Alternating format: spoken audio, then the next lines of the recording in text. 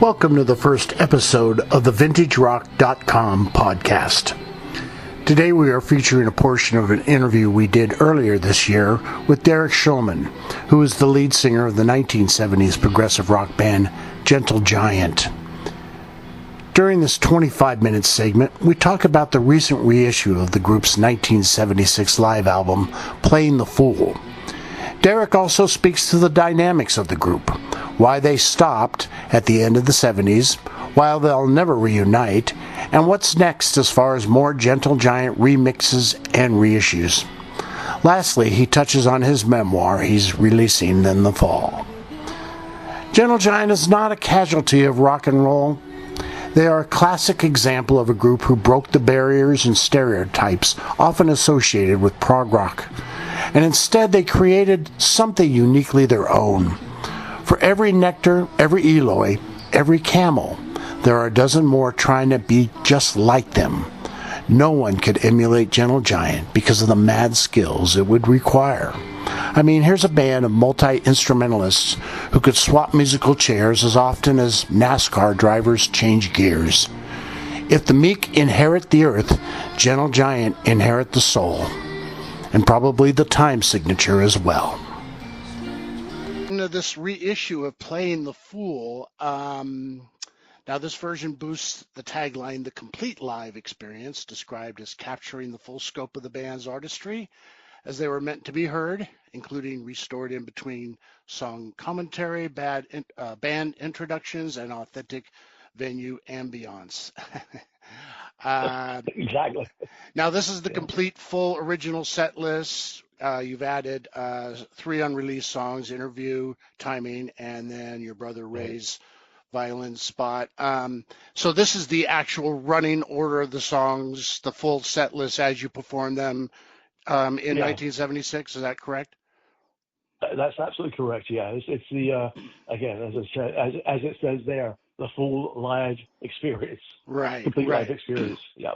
Okay. Yeah. Now I was sent the WAV files. I haven't heard the surround sound version, which I really want to hear. But I have the whole catalog. In fact, I interviewed you about 20 years ago when you had reissued the catalog on your own label, DRT. Oh, right. Okay. Yeah. Right. So I went through all that, and then I have some of the other stuff. It's just an incredible body of work. I mean, what amazes me so much about Gentle Giant, and you take a song like Funny Ways, for example, where you guys are so, I mean, how many bands are so musically inclined and talented where you can switch instruments, all the guys switching instruments all within one song? I can't think of any other group that's ever been able to pull anything off like that. Can you? I mean... No, actually, no, to tell you the truth. No, it was always fun to do. Actually, I have to admit, it was the audience loved it, but so did we. It was something that it was a challenge for sure, but we love to do it, and I think it worked because we're all multi instrumentalists. So I think it was fun to do too, and we enjoying ourselves, and then we enjoyed the audience having fun with us, if you like. Mm-hmm, mm-hmm. And I mean, like Kerry Minier, this guy is just so overlooked as a keyboard player. I mean, I see him in that same level as Tony Banks, Rick Wakeman, Keith Emerson. I mean, it just seems like he just didn't get the recognition. Yeah, but I think all of the players in the band. Oh, absolutely. No, I'm not. Kerry. No, Kerry. But Kerry, he is and was a musical genius. I mean, he had a degree in composition and percussion from the Royal Academy. But he was always self-effacing. He didn't want to be out there, saying, "Hey, look at me." But you're right. I mean, he's. I think Terry and Ray and John and Gaz, they're all maestros in their own way. I mean, it was I'm lucky to be part of this group, to be surrounded by great musicians. Oh yeah, no, believe me, I'm not discounting the ability of anybody else in the band, including yourself. You could play bass, you played sax. I mean, you sang, so Yeah, you guys are incredible Yeah. as a group. Now, like other Gentle Giant reissues, you have this one in surround sound mix. Plus, you have Atmos. Right. Is this the first title that you're releasing up with an Atmos mix on it, or have you done others? Yeah, we've done several. Well, Stephen Wilson has done several Of the with Atmos both. mixes. Yeah, Atmos sixes. Yeah, Oh, okay. but this is actually, you can get real. I mean, if you have a high end, audio player, I mean, Hmm. it really is worth hearing in 5.1 and Atmos because the placement of the various instrumentation is fantastic. Especially Ray's violin solo, which was never on the album. Ray would stand on stage, and we'd have a quadraphonic system. Hmm. I mean, I think we were the first to do that, and Ray would play, and then suddenly at the back of the stage, back of the audience, it would come out of one side, and then the other side in the back, and then the front left or front right. So the audience would turn around saying, "Where's that coming from?" And Ray would have a lot of fun, playing his solo, and you can finally hear it on this album as well as the two other songs you mentioned. Hmm. Did you ever do any quad mixes back in the 70s of any of your albums? I know a We lot of, did actually, yeah, yeah. we did. I think it was either Power of the Glory or Freehand. Okay. Um, yeah, but it was the old, it was completely, but they weren't like quad mixers of what you could do to the 5.1 Right. mixes. They were very um, novice-y kind of thing back in the day. But yeah, we did. I believe it was Power and the Glory. Yeah. Well, I know because a lot of quad mixes now are being reintroduced on the Blu-ray. So, Exactly right. yeah. I mean, I'm a big multi-channel. I'm a 5.1 guy. I've got a Oh, system, you and are yeah, right. Oh yeah. yeah, And I mean, it's so suited for a band like Gentle Giant. I have the Power and the Glory in 5.1. And right. I actually interviewed your brother Ray in 2014 about that mix. And at that time, Oh, he had told me more titles were being mixed, and so I'm assuming that you must be a big fan of multi-channel mixes when it comes to Gentle Giant music or anything else. I would imagine. Is that? yeah, I am. It puts you in the middle of the band. I mean, especially live. Actually, that's one. This is actually interesting because the live one. I mean, this is the complete live experience. But this one especially, I love the Stephen Wilson mixes. They're always great. And the Hmm. 5.1, he places the music in such a great space. But this one especially, it makes you feel like you're at the show, which is really, you can feel the ambience, you can hear, the noise on stage, us talking to each other, if you like, and the count-ins and the introductions. It smells. It's like being at a show, and that's the great thing about the 5.1 mix of this album, especially. Hmm. And this was remixed by Dan Bornmark. Is that correct? Bornemark, yeah, Bornemark. he's Okay. the fan, but he's also the band archivist from way back. A superb musician himself. So Hmm. he came to us and said, "Yeah, how about you let me try to do this?" And took the multis from those four shows we put the live album together on. That was from I think Brussels, Munich, Dusseldorf, and Paris. Hmm. And in fact, there's a couple of songs which were on the original 1977 album, which are not on this album because we took a better version from Paris, I believe, than Munich. But they're the same, it's the same version, but it's slightly better. And there was Hmm. no, we never did the overdubs on this album. We just did four, four shows, in a truck, and came back and mixed them. So it was Dan did a great job, I think. I mean, Hmm. we weren't sure, but when he said a few mixes, we said, yeah, this is continue. It's great. And we think it's I mean, did you notice any differences between the way he did it and maybe the way Stephen Wilson would have done it? um well, no, he took a lot of. I think Stephen didn't have the time to. I mean, he really had time to listen to every track and on every show, and and redo it. But Dan did, and being a great producer himself, Mm-hmm. I think he did a fantastic job. And when you hear it in 5.1 Atmos, even a stereo, I think you'll agree if you like. I think Stephen didn't have the time to do that kind of a job because he's working on his own stuff and other people's stuff. Yeah. So, but Stephen's a great friend and loves to work with the band. Yeah, no, he's a busy guy, but I know you guys go way back with him. In fact, I know your Yeah, we brother do. did a lot of the visuals for the Blu-ray, and is this his son now that did the visuals more recently? No, it's my son. Your No, son. Oh, your son. yeah, Okay, okay. yeah. Glad I cleared that up. Okay. Well, yeah, those are fantastic because I was listening. What's the other Blu-ray I have? A more recent Blu-ray you did. It's kind of a archival thing, and I like the visuals on that as well. Yeah. Now The the music. visual on this one is very good. Yeah. Okay. So there are some visuals that go, but not Oh yeah, no live video. Is there live no, video? no, no, no, Okay. no. Just some really interesting visuals that don't take you away from the music, but Hmm. are very pleasant to see while the music is going on. Okay. Okay. Good to know. Well, hopefully they're going to send me a copy because I asked for one. um, Okay. now the music on Playing the Fool, you were playing behind the album Interview at the time. Though Right. you didn't initially include a lot of material from that album on the original release. Now you've added the title track. Um, my question is Right. I've read where some believe that Interview was really the last truly great Gentle Giant album, though others might say it's Freehand or um, what's your take? Do you have an opinion on this?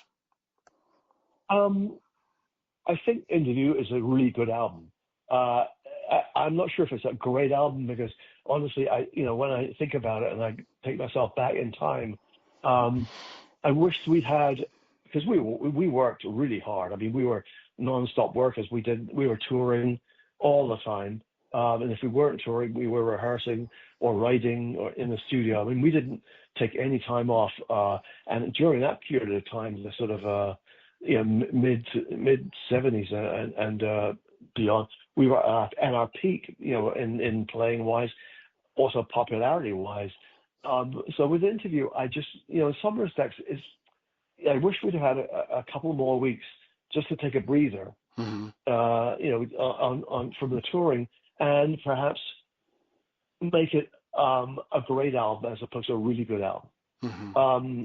Because it has elements of, really, really good stuff. I'm not sure if it stands up quite against, Freehand and the Power and Glory, but it's certainly, I think it stands up fairly well. I mean, to all of to those two Hmm. and beyond. I think if we'd have thought about it and really said, okay, let's just have a couple of weeks off to think how we're going to approach that album to write and record it.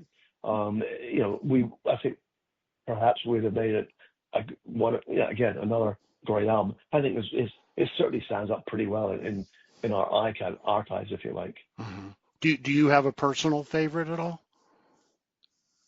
of of all of our music. Yeah, Yeah, the Power and the Glory. The Power and the Honestly, Glory. yeah. Yeah, that's a great record. I just spun that the other night, man. It just mind blowing. Yeah. Now I had an opportunity to see Gentle Giant in the summer of '76.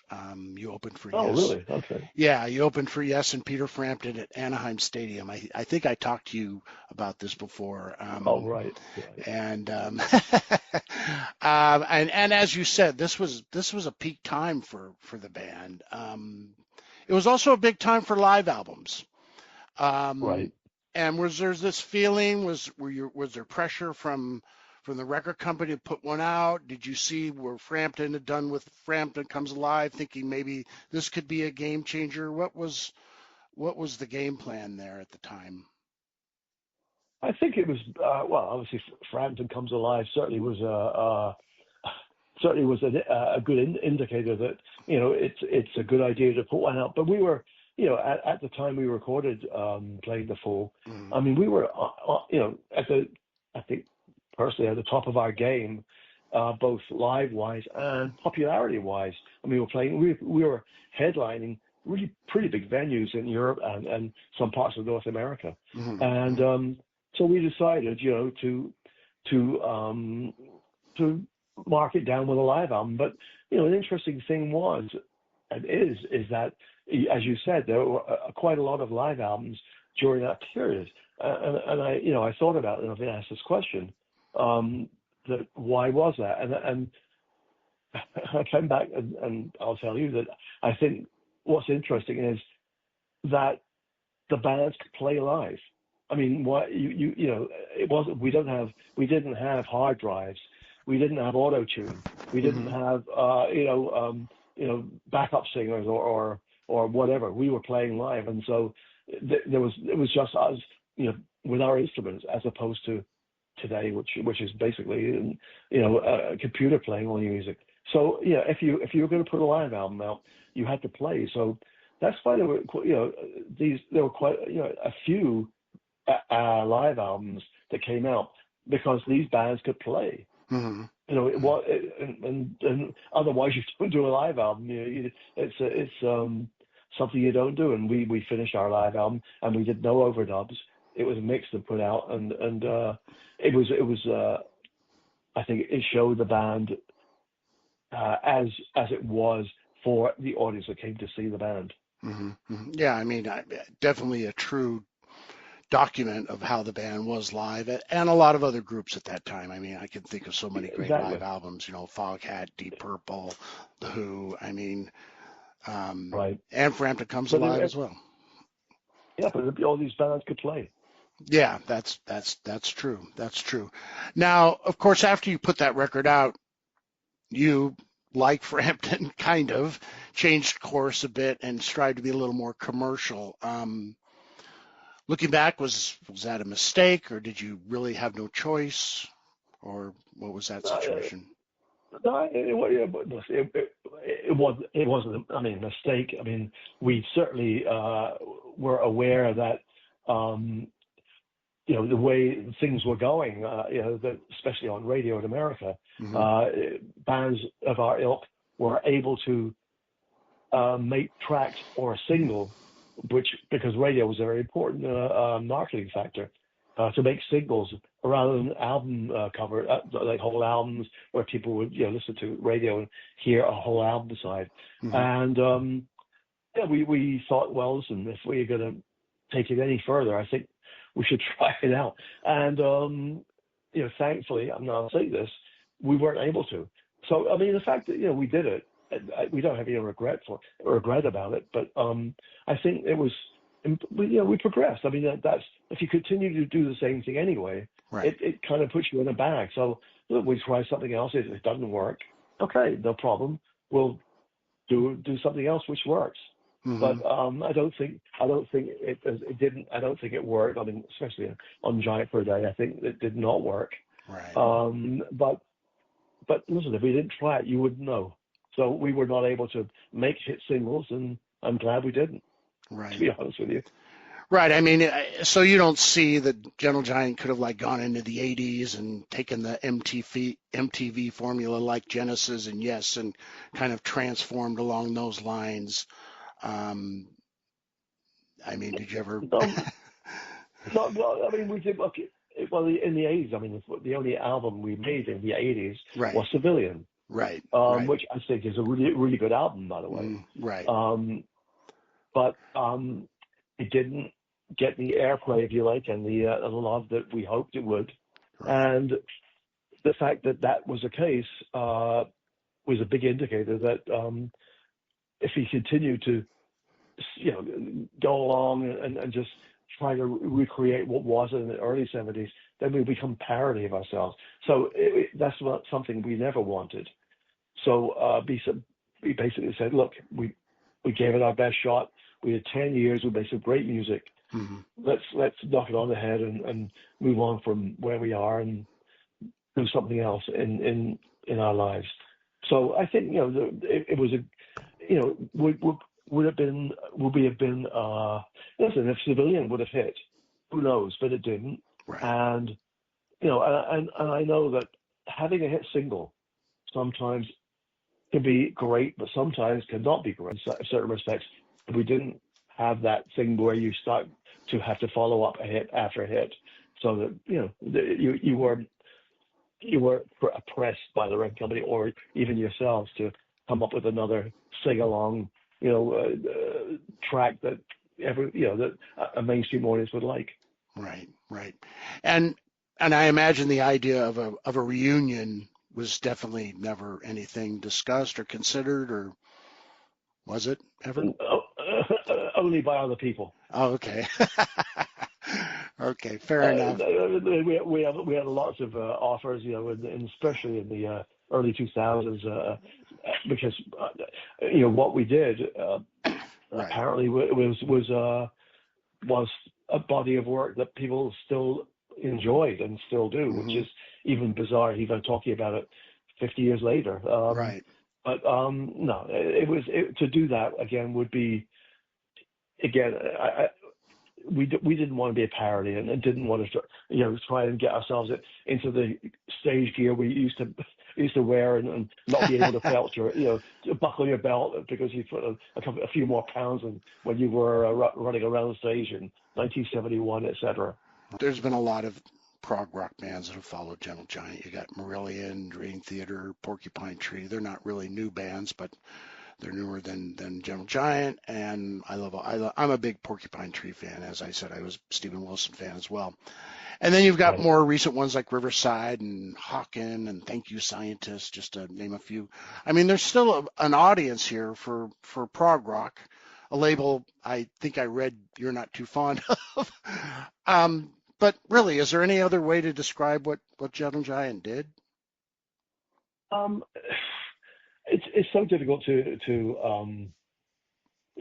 talk about that, because back in the day we didn't know what we literally me and my brothers have put together a band and literally had an open page ready to write whatever it was, and so we found Kerry, Gary, John, and basically wrote our own story. So we never had any kind of like, oh, let's be like this or let's be like that. It was our own story.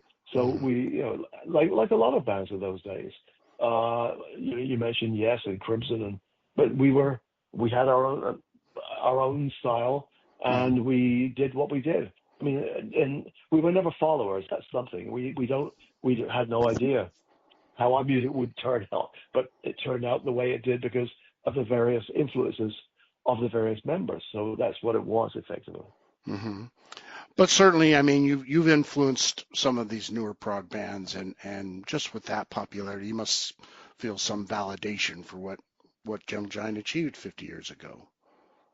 No, I'm proud that we have left. I guess the word is legacy, and bands, young musicians listen to which is interesting. Young musicians who weren't even born when we finished are listening to the band and emulating what we did, and I think that's a testament to our musicality and our legacy, if you like, in some respects. Mm-hmm. Do you follow any of the newer bands? Anybody in particular? No, I've heard a couple of bands that sound they're quite interesting. I mean, you mentioned Hawken and I just heard Riverside. They're good. They're good bands. But again, if I were them, I mean, I wouldn't look to Gentle Giant to emulate. I'd do something authentic and do something which is not been done before. Right. And that's the key to being I don't know, a band that's going to stand the test of time, if you like. Now, is that possible in this age of AI and auto-tune and everything that's happening with music now? You know what? Well, is it possible? Absolutely. But is it I guess doable as far as no? Is it doable on making a living basis. Right. I don't know. I mean, we didn't, the Gentle Giant didn't look to record sales or whatever it was. We were happy that we were musicians Mm-hmm. able to make a living at what we love doing. And that's something that, if I were starting a band now and doing something, do something that no one else has done. Just whatever it is. But I wouldn't take it in. Well, I'm influenced. You could be influenced, but make it something that's yours. Be authentic. Other reissues, video, live stuff. What can we expect next? Well, Anything? I have my book coming out in September, Oh, okay. which is gonna tells a story of it tells a story of me, but about my early days in Simon Dupree, and then of course the Gentle Giant story. And then Sure. after that, the executive story, which is Mm-hmm. coming out in September. And I'm Okay. also, I shouldn't say this, but I'm going to do it anyway. I'm in the studio right now. The only album we didn't have any multi-tracks to was In a Glass House. So that's the first album that Stephen wanted to remix. Oh. That for whatever reason, that we couldn't find the multis. They're all gone. And I'm in the studio right now, working with this highest end AI. I mean, I'm using that horrible word AI to Mm-hmm. separate the tracks, and it sounds fantastic. So Wow. hopefully that might be the next remix that finally will come out, maybe at the end of the year. Wow. Thanks for listening to the VintageRock.com podcast.